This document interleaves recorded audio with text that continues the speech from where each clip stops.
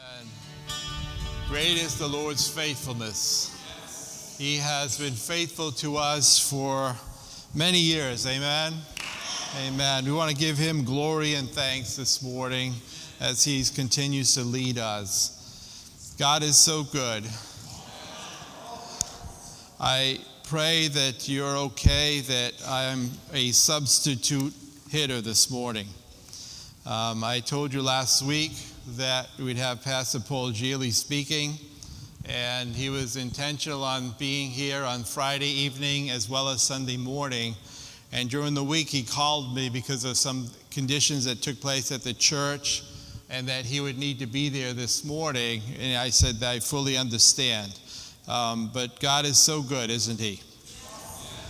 And my wife and I were praying this past week. We took some time to fast as we were praying that God would give Pastor Paul a word for us. And for those of you that were here with us Friday evening, we know that we received a prophetic word from the Lord for our church. It was just an incredible time. I think sometimes it's not so much that the revelation that comes to us, but the timeliness of that revelation that's necessary. We looked at, for instance, he looked at Romans chapter 12, the first 3 verses of that, and really talked about what dedication is. The dedication is taking what God has given to us and offering it back to him. How many know that God's given us something wonderful in our lives?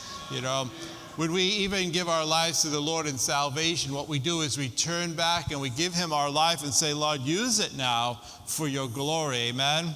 And then he talked about from dedication that we move to a place of sanctification. That God does a work in us. And so that, when we dedicate our lives to the Lord, there's change that needs to take place. Amen. And so we are being sanctified, we're being changed. And sometimes that sanctification comes really from our brothers and sisters who maybe either rub us the wrong way or we go through difficulties. And so it makes us have to deal with the issues in our own lives so that we can grow. But his main focus was that dedication is really a moving forward. It's a beginning point of what God wants to do. And that the reasonable service, the most thoughtful thing we can do is really give God back what he's given to us. And so that's something that we did. And then in the sanctification, obviously God's calling us to grow in the image of Christ. And the root part of that is holiness. And that's where we actually maintain our dedication. We've given our life to the Lord, but now we allow him to make the change in us so that we can maintain that holiness. And really, that's to help us to facilitate so that we can bring a transformation to other people. Because everyone around is watching how we're living our lives. If we're dedicated our life to the Lord, if we're being sanctified by him, it's going to lead us to a place of transformation so that we can help to transform others. And this is where he left off, was on the idea of consecration. Not only we dedicate our lives to the Lord, we are sanctified as we continue to walk in his work of maturing us. But then we are consecrated. God's given us an ability. He's given us a grace. And that enables us to believe him. If God doesn't do something, it doesn't get done. But he uses people to get those things done. But we need to be willing vessels to allow him to do that. And the kingdom of God needs to go from this place. It needs to go from our homes. It needs to go from our church. But it's going to happen as we consecrate ourselves to him. And he really talked about this, that, part of this includes walking in humility, allowing God to mature us, to recognize that none of us have arrived. So we keep pressing on to those things that God has already attained for us. Here's an example of the blade, the ear, and the full corn in terms of, revival and awakening and reformation, and I referred back to the 3. I'm just going to encourage you, get the message when we put it on YouTube and listen to it, because it's so full that you really want to be able to return from that. But he also talked about 3 times that the Jews were called to return and rebuild. You recall Zerubbabel, Ezra, and then Nehemiah, and how there were stages. Zerubbabel was called and began to build the temple, and then Ezra came, and really, for me, the focus of Ezra was the Word of God and the covenant that God has with men. And then Nehemiah was to build the walls. And what interesting point that he did bring about was that in the culmination of those three returns, there was only 2% of the people that actually came out of Babylon to come back into Jerusalem to do the work God called them to do. And so the fact is that there was a small remnant, and God doesn't need a lot of people. He just needs people that are committed to Him to do His work, all right? And so that God will use leftovers, He put it this way, to do amazing things through weak people, amen? And so God is good. He wants to, one thought that He said was that it's kind of like dedication is like a mile marker. It's just a place of maybe finding out where we are, but it's also a new beginning of where we need to go. And so I was praying, this past week and praying for him, for God to use him in a prophetic way, but also at the same time recognizing I don't know what he's going to preach on Friday night, and now I've got to follow up with the Sunday morning for this theme. And so it was interesting that as he shared and actually used a key word, the third word that he brought us to, it was one of the key words that I had actually in my notes. My wife read my notes. She knows that I'm not making something up after the fact, but God's Spirit can lead us in the direction He wants to go. So I want us to turn this morning to Nehemiah chapter 7. Nehemiah chapter 7. Some years ago I did a whole series through the book of Nehemiah. I actually wrote a book on the book of Nehemiah. But here we see the children of Israel are to the place where the walls have been completed. The gates were restored. The enemy had been held at bay. However, the work is not finished by any means of what Nehemiah is about to do. Surely it was a time for celebrating. It was a time for organizing. And the city here is more than walls, it's more than gates, it's more than houses, because the city is people. And when you substitute the word city here, we could substitute the word city for church, because the church is more than walls, the church is more than gates or doors, the church is more than houses, the church is people. It's God's people.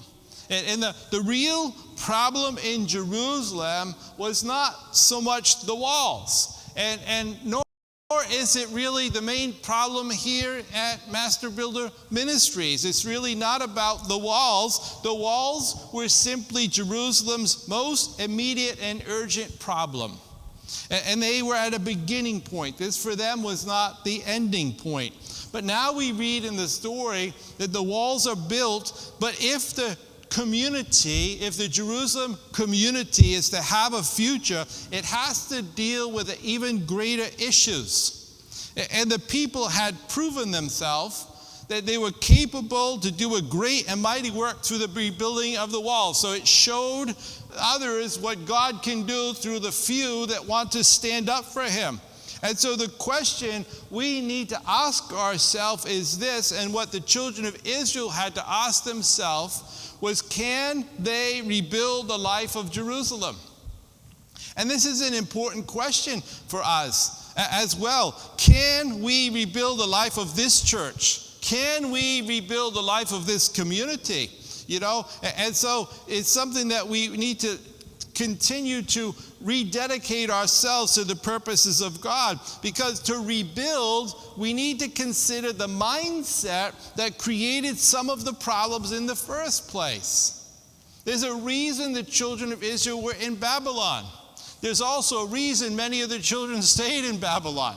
When you think about it, there was an idolatry that they had. They did not follow the ways of God. And then God, because of a judgment, brought them into Babylon. After a 7-year captivity, He finally announces freedom, which had been prophesied already, but many people stayed. They didn't leave. It's so hard for us to leave our old life. It's hard for us to leave those things that make us comfortable. And of course, I'm talking about the people of Nehemiah's day. It couldn't be any of us that have the same issues that they had. So it's appropriate then to say that mindsets are like strongholds, and they need to change if life is to change. It's what they went into captivity for in the first place, was those mindsets. And unless the thinking changes, how life is lived will not change. We're oftentimes in situations because of the way we've thought. Surely because of the way we have acted on the thinking that we thought. In Nehemiah chapter 7, verse 4, it says this: "Now the city was large and spacious, but the people in it were few, and the houses were not rebuilt." I want you to take a moment just to look around here at this church facility that the Lord, by His grace, has enabled us to possess.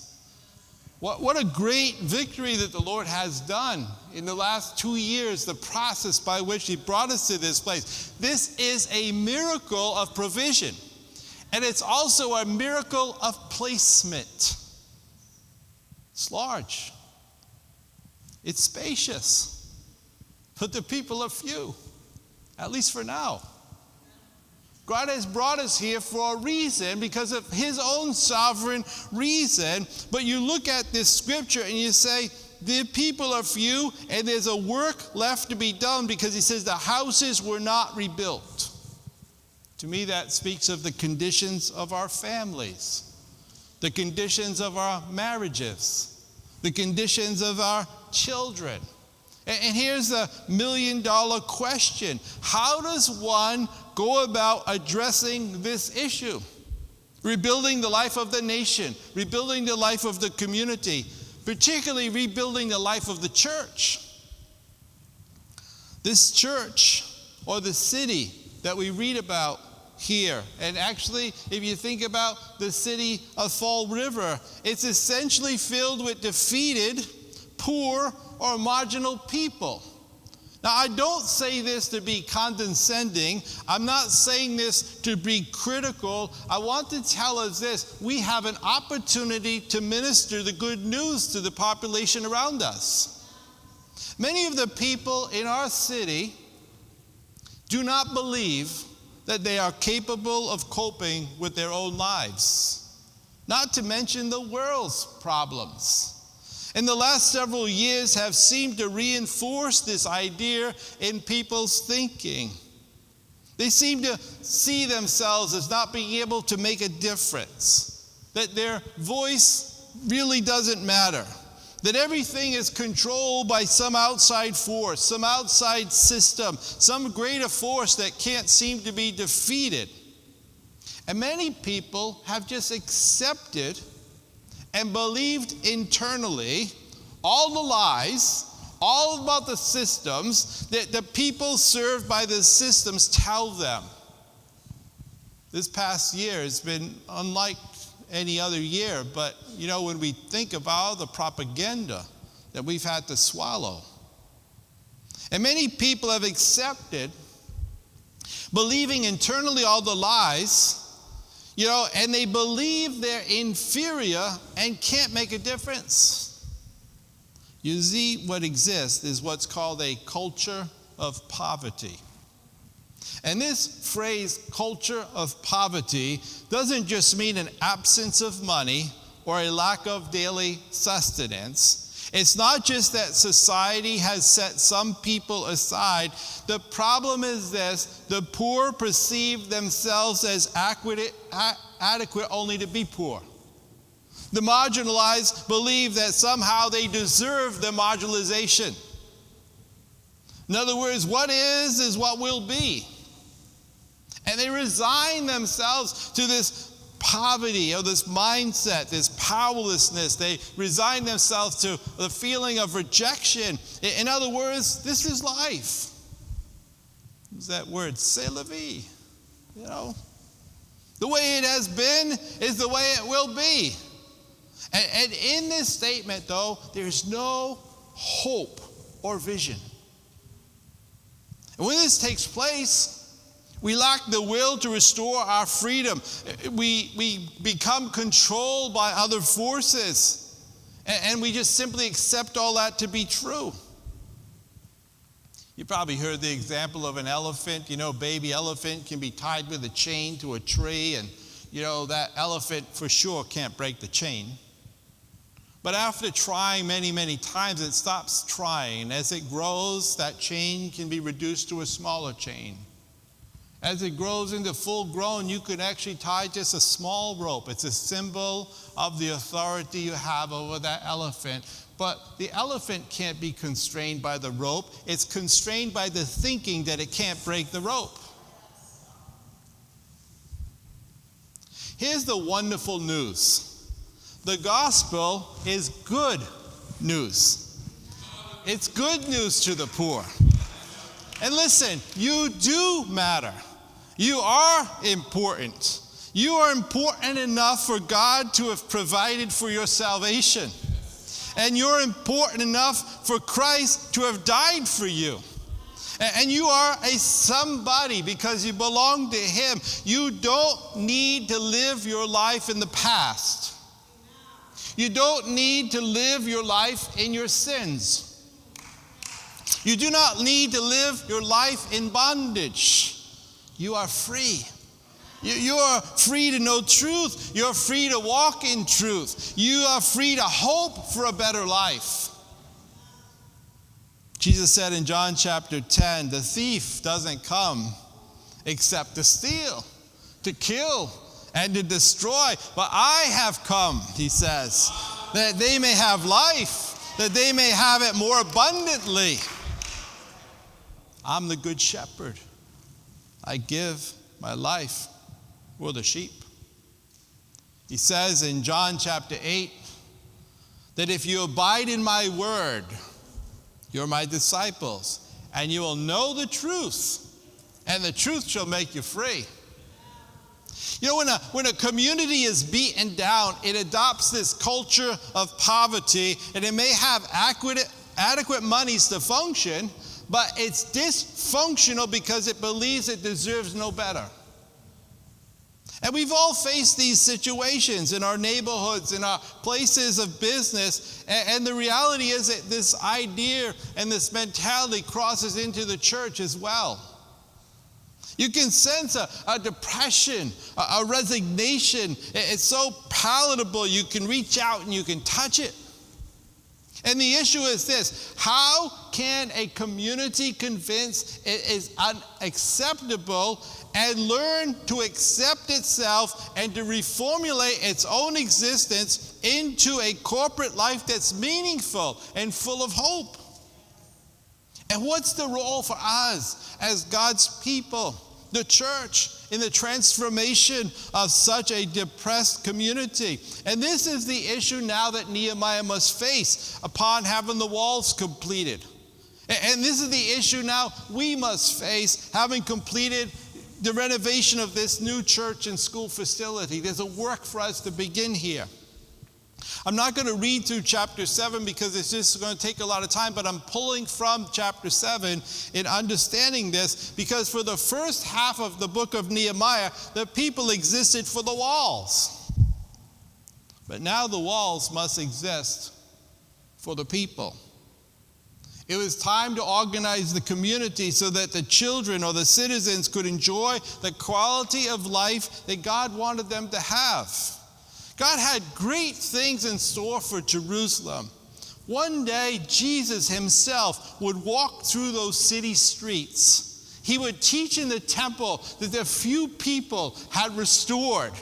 He would come in and out, and he would actually die outside the walls of that very city.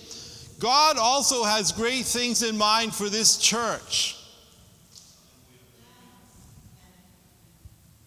Nehemiah records 3 important steps that must be taken by any leader to protect the people and the work that's been done. First thing is enable or enlisting leadership, and I'll break these down in a few minutes. The second one is to establish a citizenship. And the third thing was to encourage worship. You look at the first item, enlisting leadership, the first 3 verses of chapter 7. Nehemiah knew he couldn't do the job by himself. I mean, we see the same example with Moses in the book of Exodus. But here, his first official act is to appoint 2 assistants, his brother Hananiah, who oversaw the citadel. And so their qualifications were that they were simply faithful to God and feared God. And you know what? The greatest ability that any of us can have is dependability. Are you there when you say you're going to be there? Can somebody, you can't use somebody that's not there.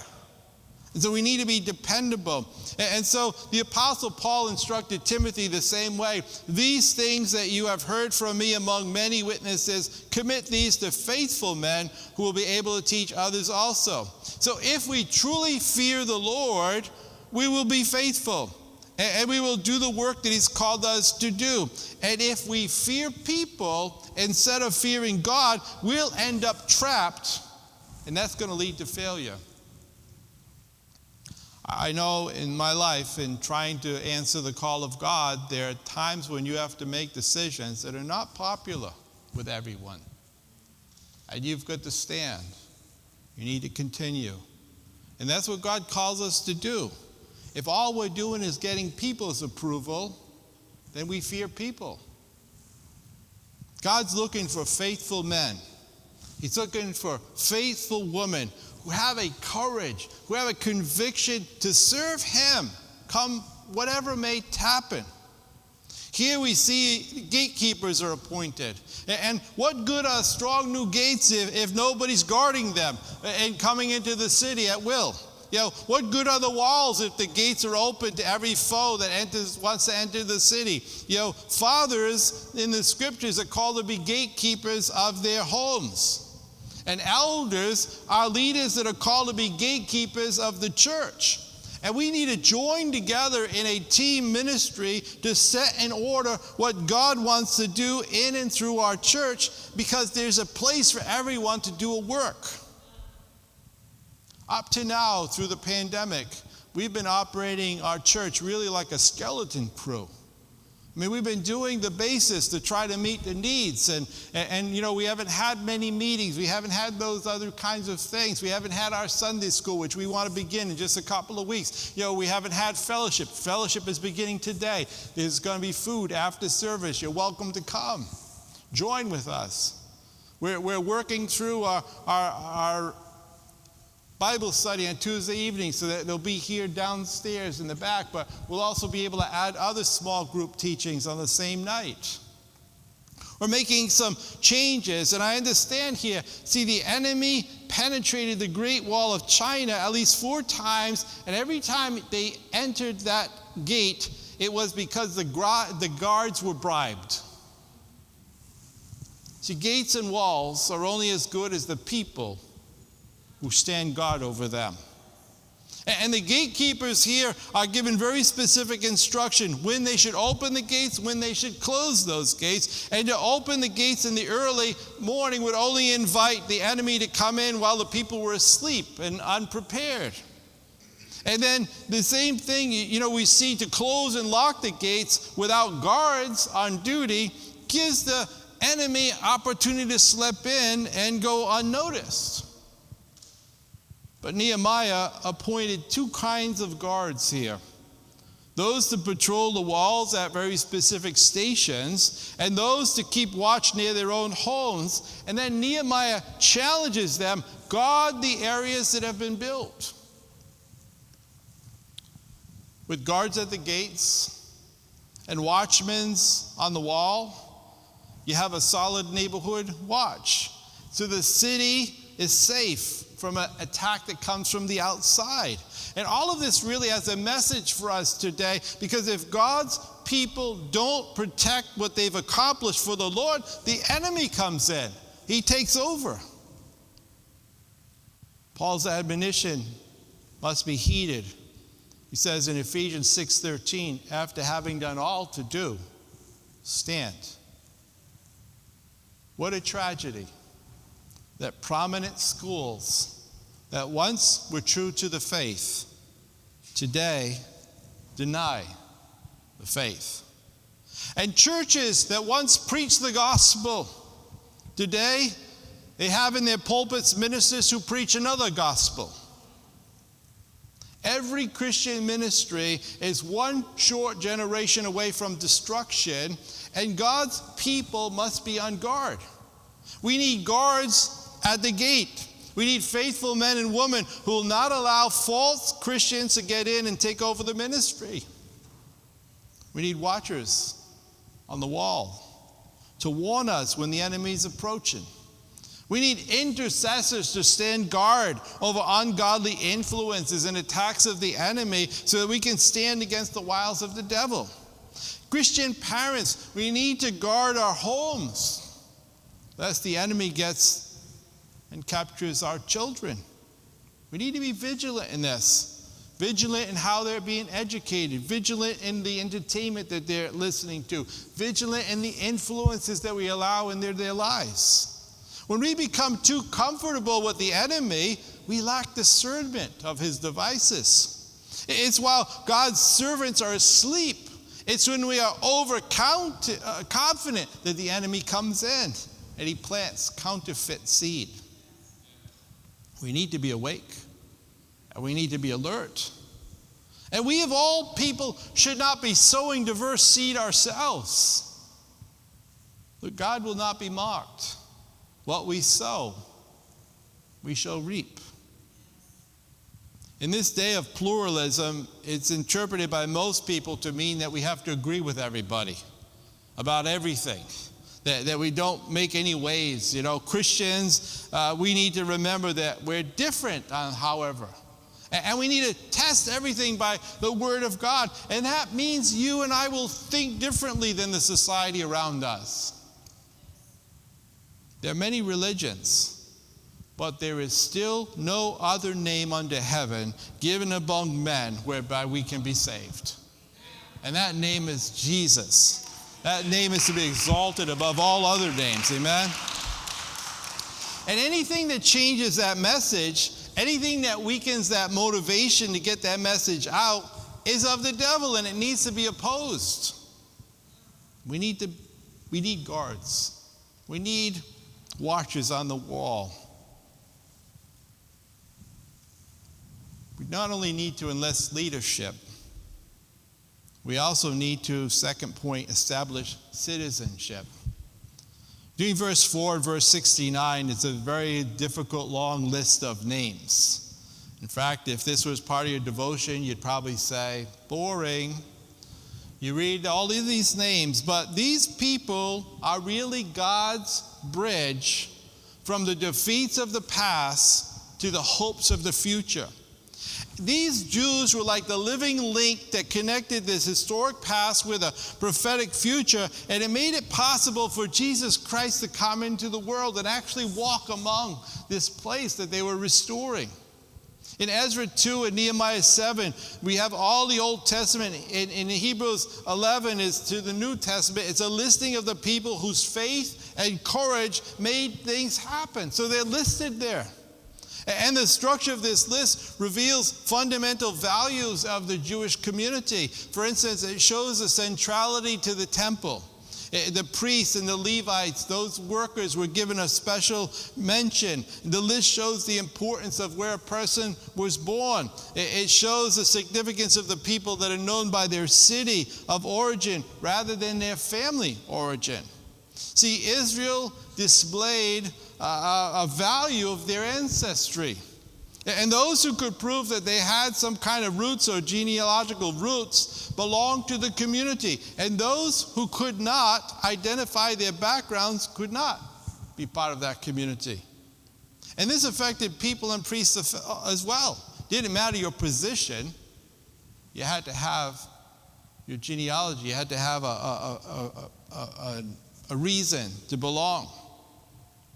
Modern cities today are like melting pots, but in Jerusalem, it was an important thing for the Jew to be able to prove their ancestry.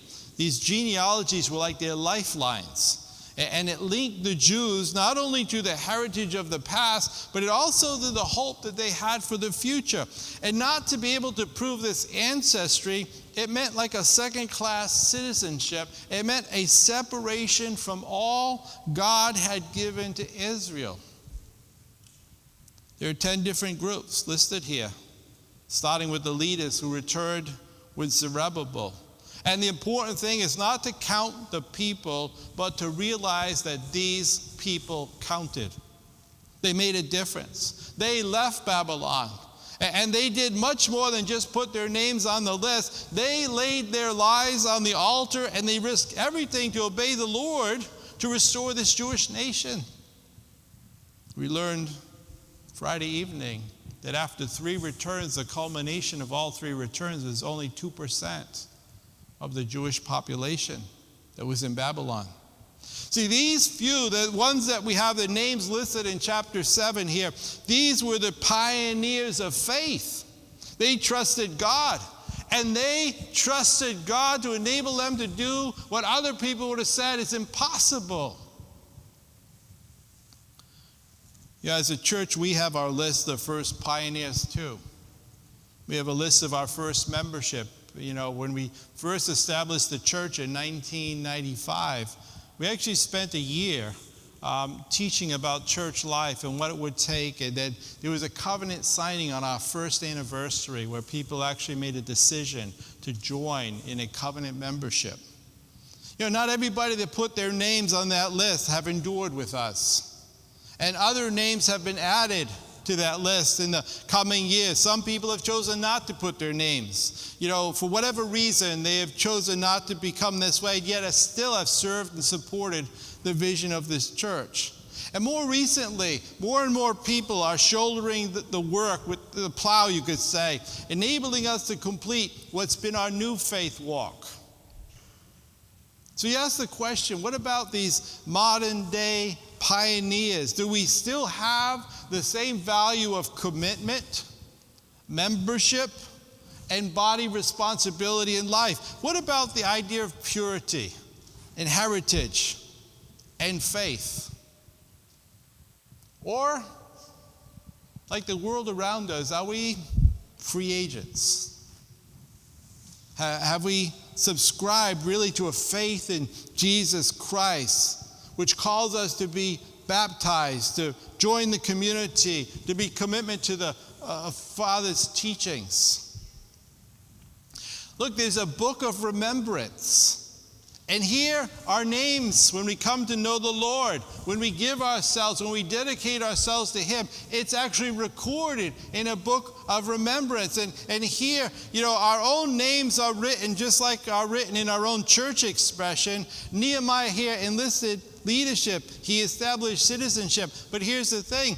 If we're not listed as citizens of the kingdom, we also don't have a right to enter the temple of God, heaven, that He's given us. Doesn't matter how much we argue with the Lord. No proof of citizenship, no entrance. Nehemiah enlisted leadership. He also established citizenship. The third thing is this: he encouraged worship. Citizens and leadership can make a state. But it takes worship to make a state a godly nation.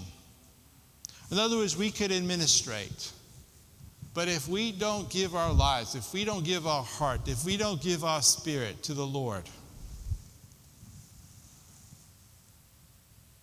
we're just a shell. Israel was expected to celebrate the Feast of Trumpet and the Day of Atonement, the Feast of Tabernacles on the 7th month, but this was not the 7th month. And yet they could have no better time, as far as Nehemiah was concerned, to call the people together, to honor the word of God, to confess their sins, to dedicate themselves to the work of the Lord. And what began as a concern in chapter 1 with the need for the walls led to a place of construction in chapter 2 and 3, which then led to conflict in chapter 4, conflict within and conflict without. But now in chapters 8 to 12, it's a time of consecration. Here's what I mean. Because I wrote these notes down, I believe that is where we are today, consecration. Now, if you were here Friday, you'd say I stole it from Pastor Paul. I had never heard Pastor Paul's message when I set these notes. The Holy Spirit must be saying something to the church today. As we serve the Lord, we must always do our best, but without His help, without His blessing, our best work will not be good enough. It says in Psalm 127, verse 1, unless the Lord builds the house, they labor in vain who build it. Unless the Lord guards the city, the watchman stays awake in vain. See, Nehemiah knew that there was a desperate need for the people to come back to the Lord, to turn away from their secret sins that were grieving him. And even though Nehemiah was the official representative of a pagan king, he did everything he could to glorify the God of Israel. We too must return. We too must rededicate our lives. We too must allow the Lord to do the sanctifying work that's necessary in our lives. And then we must consecrate ourselves to the work that God's given us to do. Here's some lessons that I pull out of this text. The first one is this: people are important to God. And God wanted to take the next step of His great plan of redemption. He calls a group of Jews to leave the place of exile and return to their own land. He gave them encouragement from the prophets, from leaders, from the people who feared God, who wanted to honor Him, and still only 2% came. The Lord didn't send a band of angels to do the job. He used common, ordinary people. People who are willing to risk their futures on the promise of God. And today, God's still calling people to leave their personal Babylons to follow Him by faith. The church is living in a day of reproach. In Nehemiah's day, the church was living in a day of reproach. And all the ruins were around them. And all the ruins around us, but He's called us to be rebuilders of the ruins. It says in Psalm 11, David asked this question: if the foundations be destroyed, what can the righteous do? Here's the plain answer to that question: the righteous can rebuild. The righteous can rebuild. The righteous can rebuild what's been torn down and start over again. That's why we're at a starting point. If you think that the enemy's victory is final, then you've lost your faith in God's promises. There's always a new beginning for those that are willing to pay the price. The second lesson we learn in this chapter is that God keeps account of His servants. He knows where we come from. He knows what family we belong to. He knows what we give.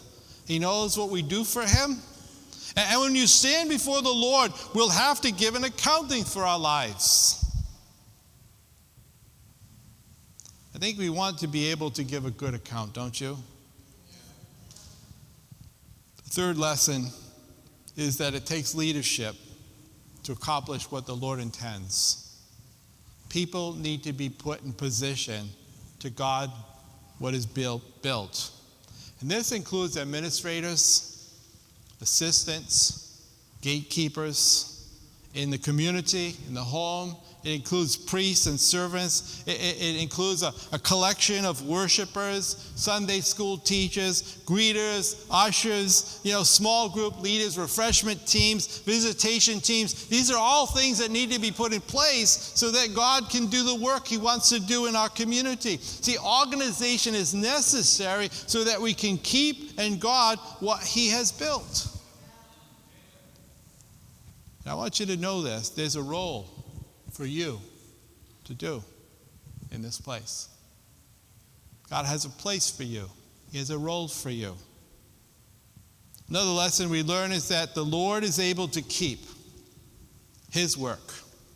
This first group of exiles came from Babylon in 538 BC. And in spite of many difficulties, in spite of many delays, they rebuilt the temple, they restored the worship. 80 years later, Ezra and another group returned. And 14 years after that, Nehemiah arrives to build the walls and gates. Yeah, I mean, if you add that up, it's more than 100 years, right? Up to this point, 2% of the people had returned. We don't live by sight. We walk in the promises of God because he's got a plan for us. Amen? During the days of Zerubbabel, God raised up prophets, Haggai, Zechariah. They gave a message to the people of God to be builders of what God had chosen. And no matter how discouraging the situation might have been, God is able to accomplish his purpose. If we trust him, if we do his will, we need to remember nothing is impossible with God. John Wesley was right when he said, God buries his workers, but he continues his work. We must not be discouraged. Finally, maybe one of the most important points is this: be sure that we know that we're in the family of God. No matter how much they argued, no matter how much they protested, the priests without legitimate genealogies could not enter the temple precincts. They could not minister at the altar. Look, God's not impressed by our first birth. What he wants us is to experience a second birth, to become his child, become his children. And that means we need to acknowledge him. We need to acknowledge his family. We need to follow his teachings. And if you're not sure about your own spiritual genealogy, you can read John chapter 3, where Jesus was interacting with Nicodemus, the priest, and he says, unless you're born again, you can't even see the kingdom. Or we can look at 1 John 5 and look at what John wrote. Here's the important things. Make sure your name is written down in heaven. Make sure that you've given yourself to the Lord Jesus Christ so that you can be a citizen of the kingdom of God. And then your name will be recorded. And with the builders of our community, the house of God, you'll be one of those builders recorded in his book that you participated.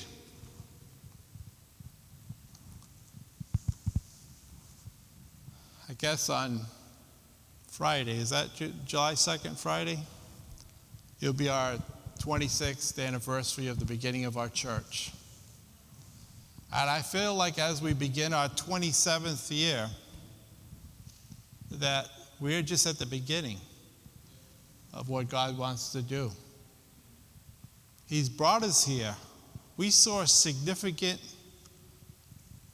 miraculous provisions in the first year. We've seen even more so in the 25th year and 26th year what God has done.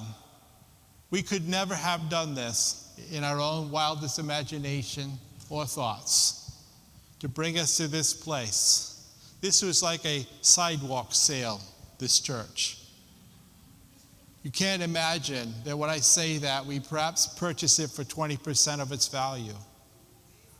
This is God that did this. It's not what we did. He showed favor. He didn't show the favor to build some kind of ego. He showed favor because he has a purpose and a plan for us to do. And then he'll take the few that said, yes, Lord. The few that put their shoulder to the plow, the few that sacrificed, the few that said, let me number myself among them. And he's going to do some great things. I want to ask you to continue in that spirit of hope. Continue with faith to see what God wants to do. And for some of you today, it's the very first time you come into this service. You're welcome. We're glad that you're with us today. Amen. And we know that we are here for you. We're here for our neighborhood. We're here to be able to reach the people that God's called us to. So let's rededicate our lives. Let's allow the Lord to do a sanctifying work. Maybe if you've been here and for the last 2 years you've been like, whatever. Maybe today's a day to change that mindset and say, God, I want to be on your program. I want to do what you've called us to do. I want to join with others. Look, we're going to be looking for Sunday school teachers. We need ushers. We need greeters. We've already been reaching out for some of you for fellowship. We want small group leaders. We're not going to do this all by ourselves. We're going to get ready. We're going to get prepared. We're going to do a work. We already got materials coming tomorrow morning to do something so that we can improve the class situation downstairs that we had to build last August. So we're getting ready to even do some more work. But you can be participating with us. You can pray for us. I was fasting and praying for a guest minister so that he would have a word from the Lord. Would you pray and fast for me that I would hear from the Lord? We need gatekeepers. We need people that are going to stand the wall. We need intercessors for our church. Amen? May the Lord bless you. It's been a privilege to serve these years. I know my wife and I think we have some of the best people in the world that have come and joined us, that have supported us, that have prayed for us through these years. We just want to thank you. Thank you for this last journey. This has been one heck of a year and a half, but God's been so good. He will keep us going. Amen? May the Lord bless you, and we welcome all of you. I believe we're going to have a cake downstairs, and so hope you can join us to have some fellowship. But God is so good. You have a closing song today? You do? Why don't you come on up, Andrew? We had Jake here on the guitar today. Isn't that great? The bass guitar. Amen.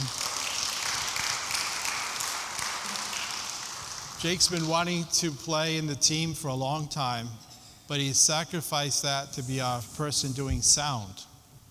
This is what it means about sacrificing and doing what you need. He's been a very much needed member for a long time, the only person on our sound team. But guess what? Bob now is working in our sound booth. And so when somebody steps in, it releases someone else to do what God's called them to do. And you know what? If we could all do that, if we could only step in, you could release somebody else into the glory of God, what God's called them to do. So Lord, we just thank you for this day. We ask you, Lord, to work in our hearts. Help us dedicate ourselves to you. Help us to give you what you've given us already. This is not ours, it's yours. And so we say, Lord, use it. Use this place for your glory. Touch lives, touch people, touch this neighborhood, touch this city, Lord God. Help us have a word that goes out to the nations, that you, Lord God, are the God of the impossible, and we give you glory. In Jesus' name, amen. Amen. Please stand.